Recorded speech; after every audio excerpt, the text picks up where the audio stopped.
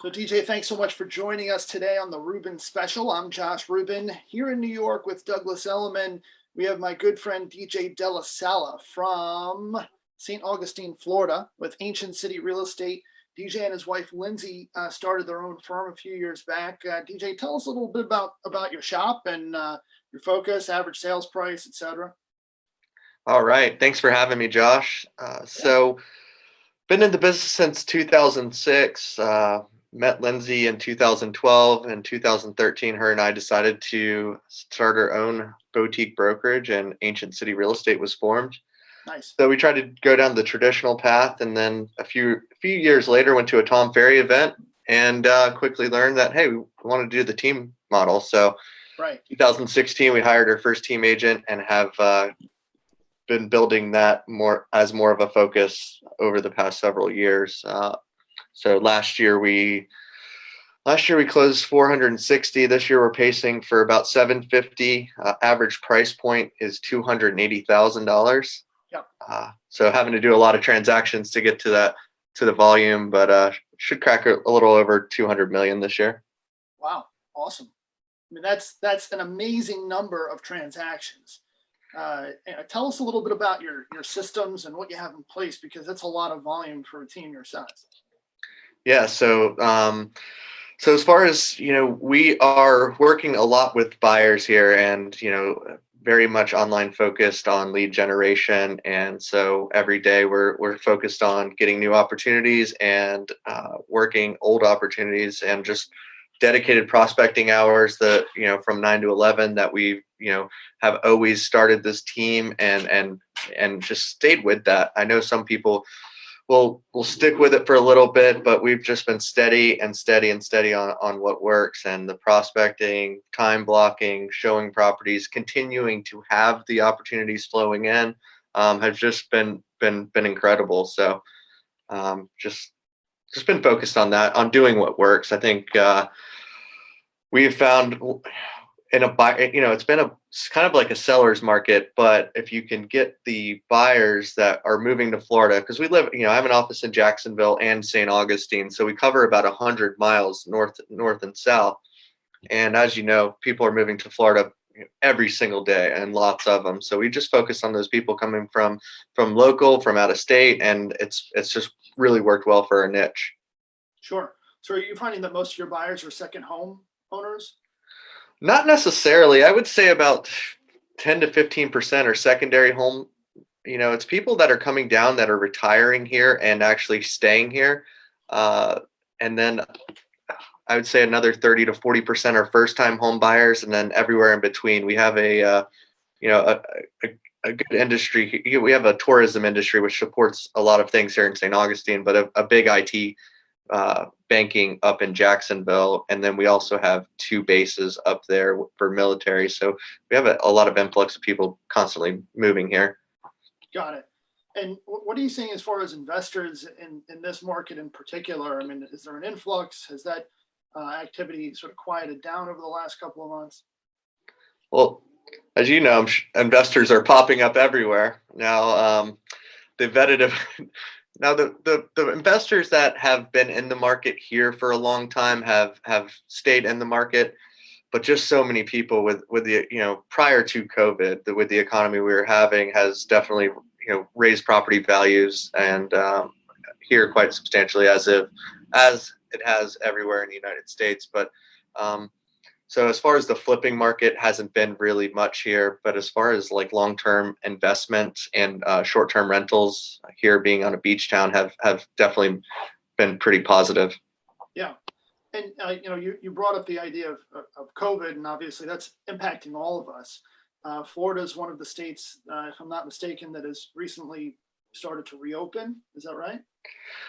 So last week, Jacksonville and St. Johns County, we reopened our beaches on limited time frames. We're expecting an announcement today from our governor, and the expectation is to, I think, fall in line into phase one with what Georgia and South Carolina are doing, as far as, getting some essential businesses going and things like that.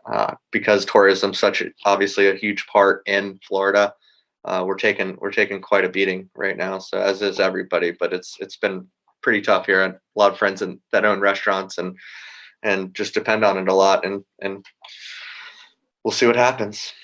Yeah, I mean, it's been challenging on all of us, but particularly here in New York. They're saying May 15th is going to be, the date, but that of course could be pushed back depending on how things progress.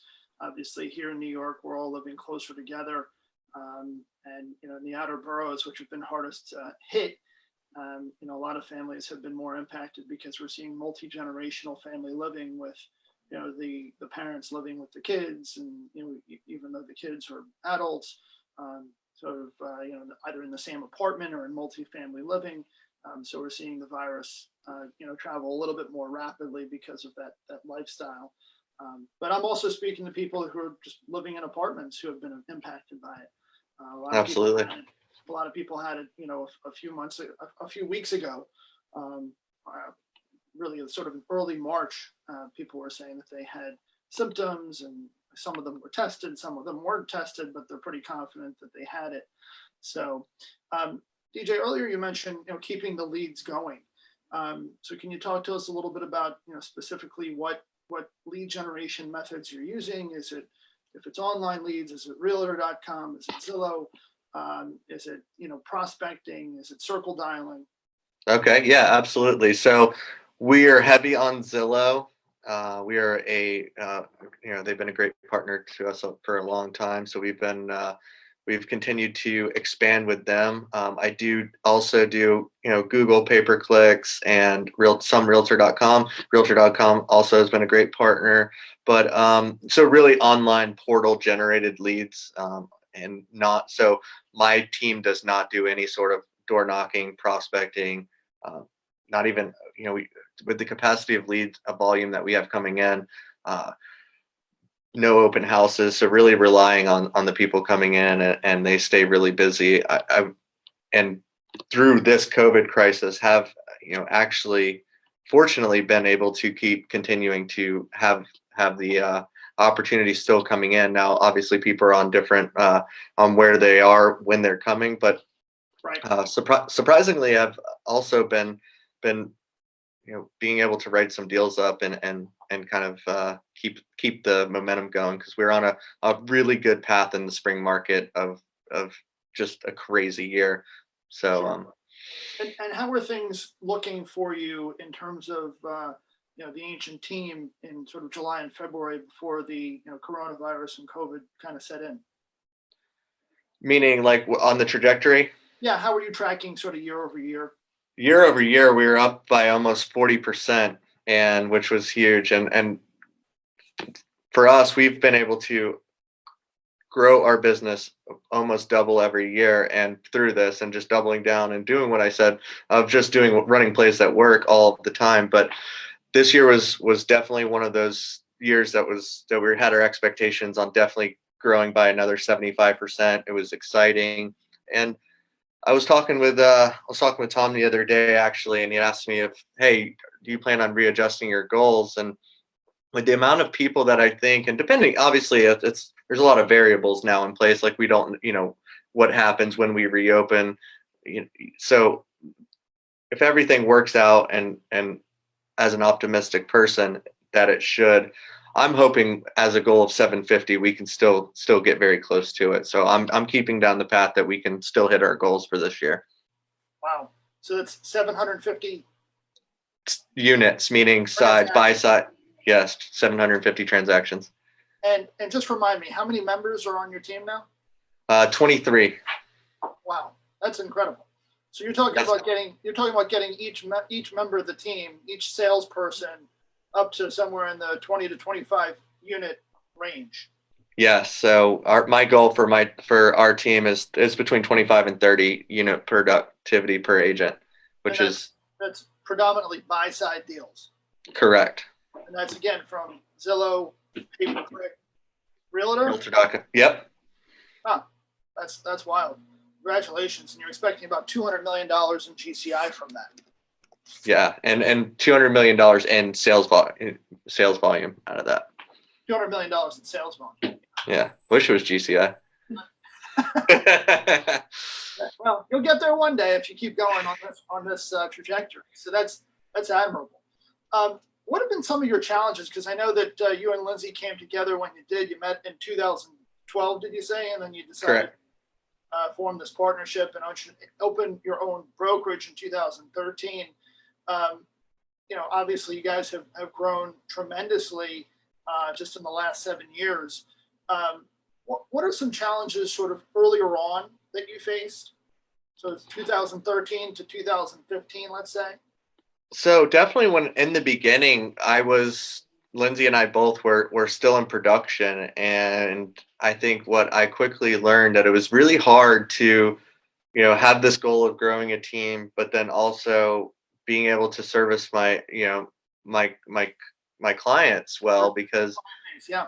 yeah, so because we built our business on that customer service side, and I'm trying to relay that into my team members, and you realize really quick it's hard to do both. So about a year in, we realized that hey, we're going to take the leap and trust the process and trust our team and trust our training methods, and we pulled ourselves out of production, and so that was definitely hard, and trusting the process and learning how to train, how we do things and different things like that. So just the steady growing pains that we did, but we did it really slowly. Now when I say we doubled every year, we did it on a very slow trajectory, and I'm fortunate enough to have Lindsay, my wife. She is an incredible operator and systems person, so she definitely has everything and continues every day. It's all she does is continue to dial everything in to as close to perfect as possible, but then it's technology and you have to change it, so be able to adapt really quickly. Got it. At what point did you see this sort of clear, almost parabolic point in the last 7 years? I mean, most people that I'm in touch with do the sort of same thing day after day, week after week, etc. But it seems like you and Lindsay have continued to, as you put it, dial in, figure out what's working, running plays that work. But was there one point in the last 7 years where you sort of hit this point where you felt your trajectory just kind of ratchet up a notch? Yeah, so I would say probably 18 months ago, where we grew from almost, I think we were at 10 agents at that point. We had the back end training available. We had a lot of systems in place, and we've had all the documentations and everything ready to go. It was then that I said, hey, there's not much tweaking that I can do to this, and let's just compound this, and let's try to help as many agents as we can, because the narrative out there a lot is it's tough, and a lot of people are going through the same training of door knocking and doing a lot of the things. And us running a different business, we were able to get a lot of newly licensed agents, or recently licensed agents that were with another brokerage, and helping them create a great life for themselves to be able to come in and get their phone ringing almost immediately. So once I figured out, like, hey, I trust our process and the training, that we were able to just continue to bring people in, and it's been amazing. Yeah. I know a lot of the people that I speak to in your position who've grown these teams and boutique brokerages. One of the sort of pain points is, a lead comes in, it's sort of jump ball or a rotation system where multiple agents' phone rings at the same time.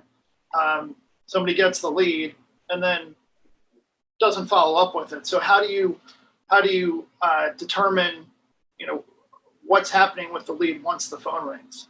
So we have a step-by-step process for everything, and I think what a lot of team leaders kind of struggle with is staying to that accountability. And it's hard because when you're working side by side with a team, and you form a great relationship with all of your agents, and sometimes it's hard to continue to be like, hey, we have to do these things, and I've been able to really separate those two and just say, hey, I love you on this side, but this is what the expectations are, and just being non-negotiable with those expectations of this is what happens with a lead. If not, then that lead unfortunately just needs to go to the next person, because again, let's put the consumer first. the consumer deserves that good experience of being able to know what they're going to get. So as it can be tough sometimes as a leader, it's just really holding to that accountability side.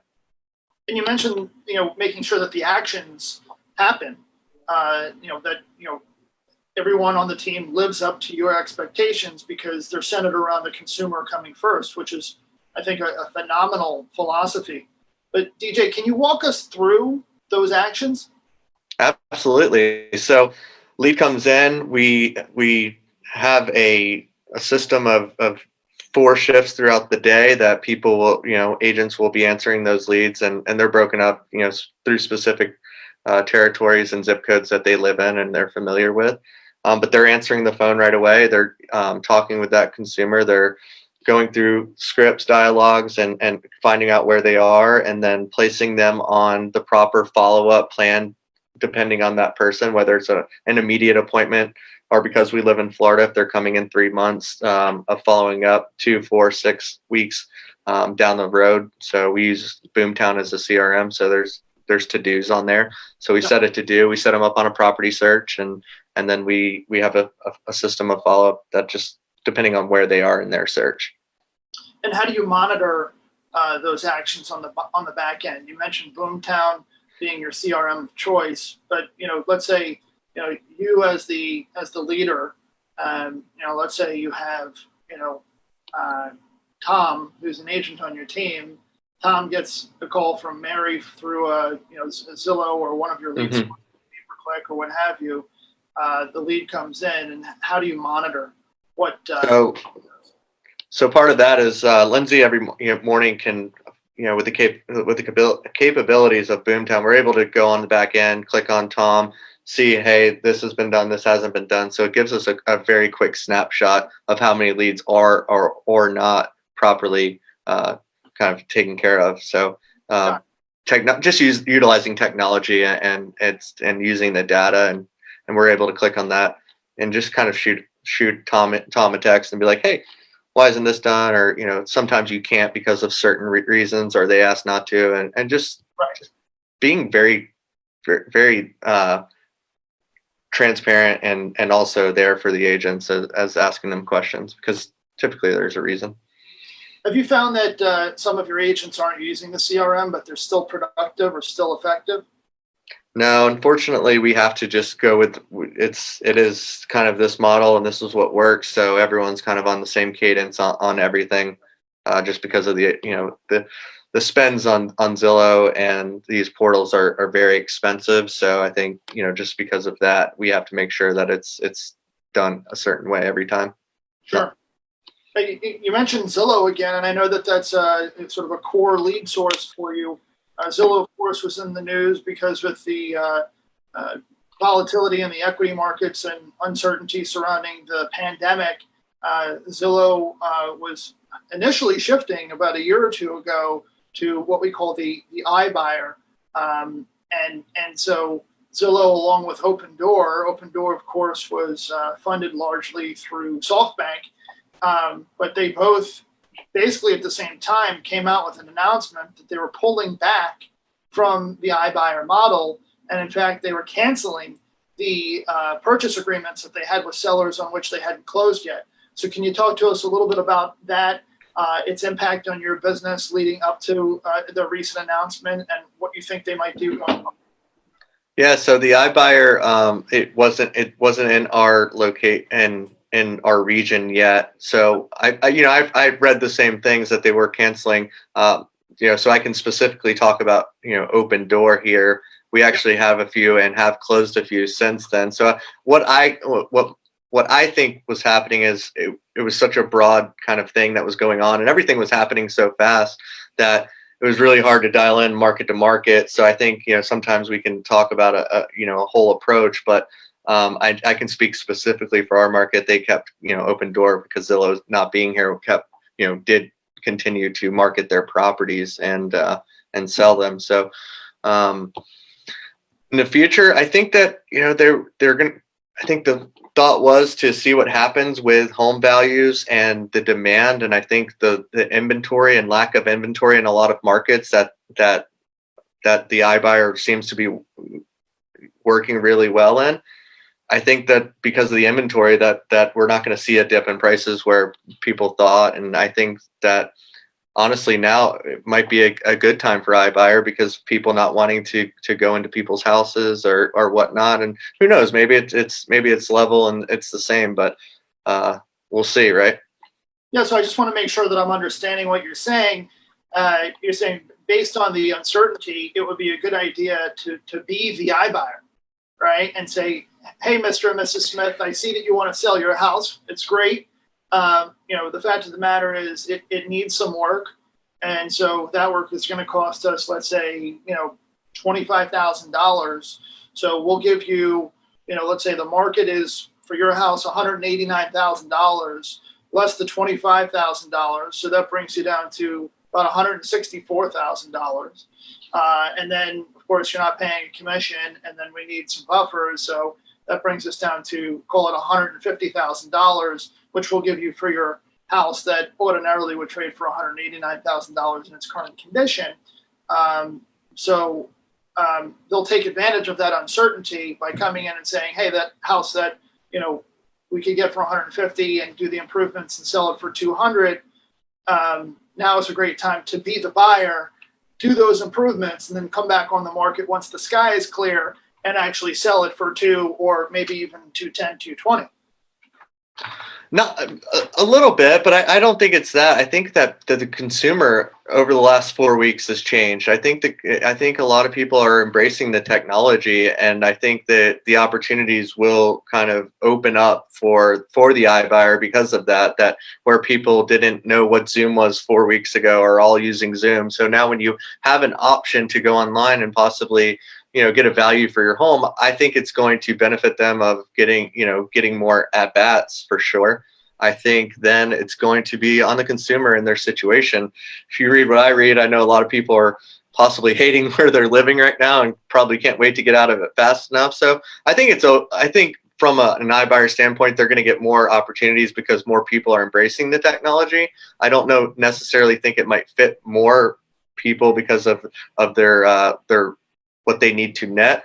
I just think it'll be interesting. Let's just put it that way. But I do think people will definitely check it out and see what the offer will be. Awesome. And have you seen any specific impact of the coronavirus on your market locally? Have you seen people that were in agreements of sale that came back and renegotiated, let's call it a COVID discount, or bailed out entirely because of what they perceived to be the uncertainty, particularly in the first 3 weeks of March with the equity markets going down every day? Yeah, so having gone through the financial crisis in '08, I was just ready for a lot of fallout, and thankfully we didn't have. I mean, we had very few, no more. We because of the volume we do, we have we'll have some cancellations for various reasons.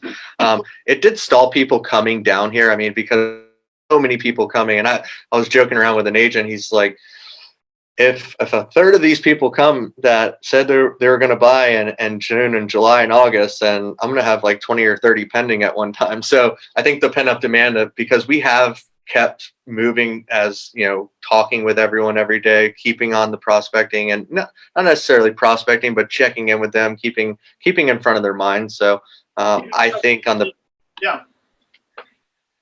So yeah, I mean on that side, so I do think it probably trimmed up some business that was going to come in. We didn't fortunately have much fallout from it though.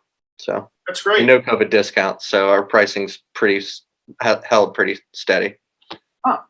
And so you're saying that there really hasn't been much fallout at all from coronavirus, aside from people pushing their plans back to come down? No, because I think what we've been able to do too is because we're working virtually and because of Florida deemed us essential, we're still able to show houses. I think a lot of agents in our industry kind of furloughed themselves over the past 6 weeks. So I think we were able to take some of their market share because there are people here that are living in hotel rooms that needed to buy, and possibly their agents might not have been as responsive. So we've been able to keep the pendings as on par with what we would normally do. Wow. Okay.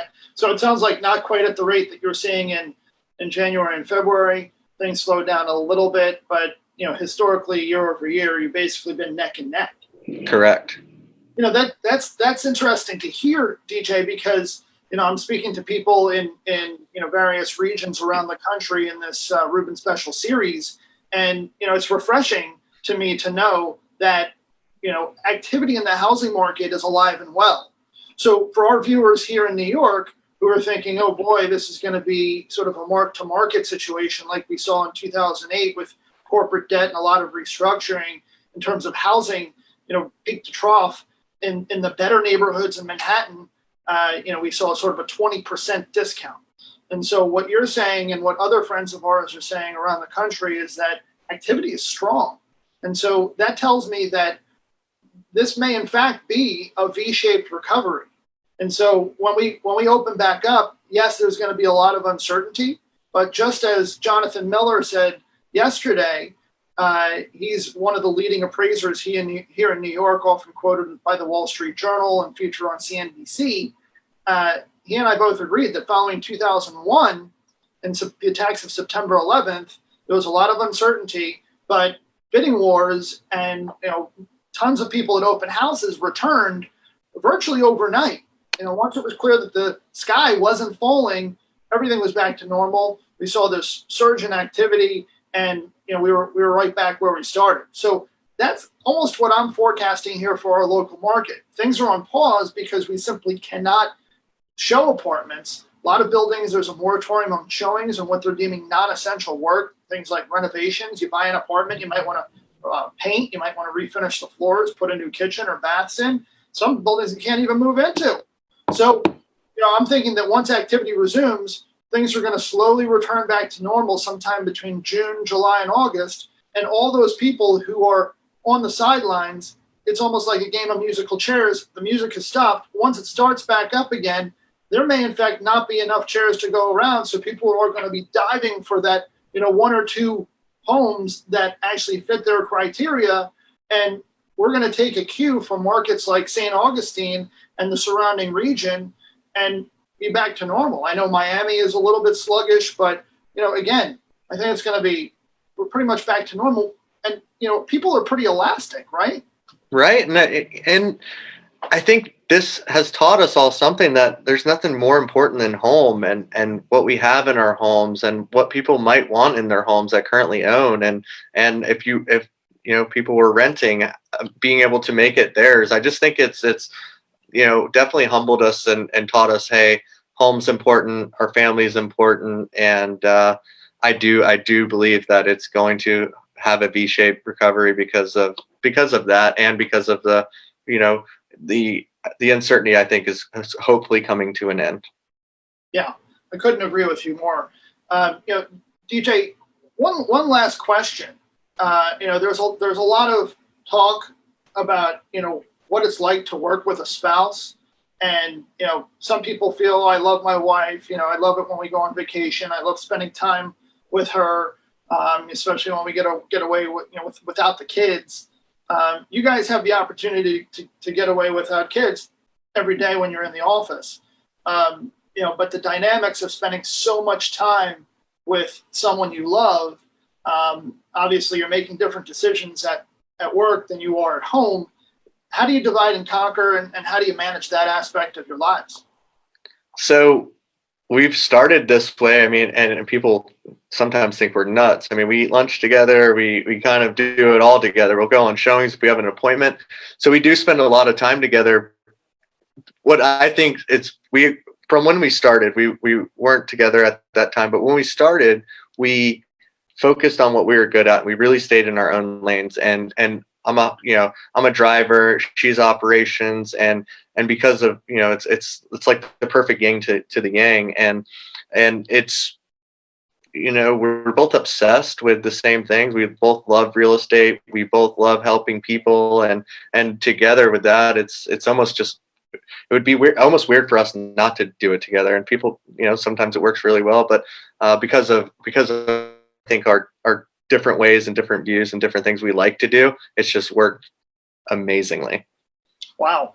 So you're one of the fortunate few. I mean, I've known a couple people to do it here in the city together as husband and wife, and they did it well. I personally tried it, and I certainly respect Kathy's opinion, and she's very good at providing advice. But we're not so good at spending every waking moment together. The dynamics at home are much different than at work, and so I have someone who I found to be very complementary to my work style, and Lindsay Kurtz and I have been together for 7 or 8 years, and I think it'll be 8 years in October. We met the weekend of Hurricane Sandy. So she and I have worked together ever since and built our team together, but she and I are not married. So that said, it works well. So Yeah. I'm glad to hear that you've had so much success, DJ. Thanks so much for joining us today. Yeah, thanks for having me. I'm sure that everybody enjoyed it. If anybody has any questions for DJ Dellasala with Ancient City Real Estate Guys, he's in St. Augustine, Florida, a great vacation home market, great investment market, fantastic returns. DJ and his wife have also owned investment properties in the surrounding area. So just drop him a line. I'll make sure that his contact details are posted in the comments below. And we look forward to seeing you on Monday at noon for the next Rubin Special. DJ, thanks again for joining us.